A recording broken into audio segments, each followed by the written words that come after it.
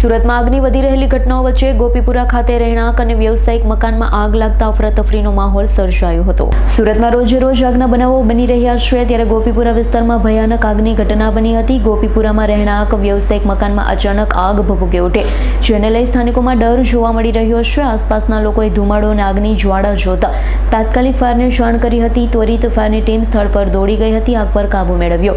જોકે આગ શોર્ટ સર્કિટથી લાગતી હોવાનું અનુમાન લગાવાઈ રહ્યું છે, પરંતુ આગમાં કોઈ જાનહાનિ ન થતા હાશકારો અનુભવાયો છે।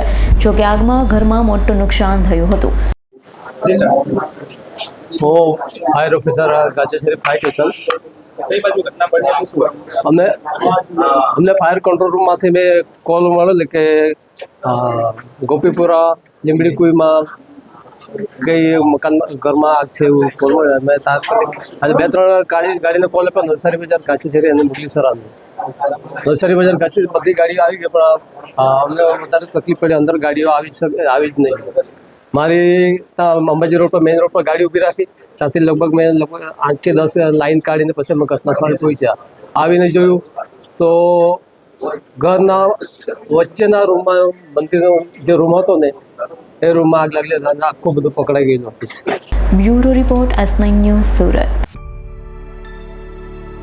અમારી તમામ માહિતીથી અપડેટ રહેવા માટે જોડાયેલા રહો S9 ન્યૂઝ સાથે।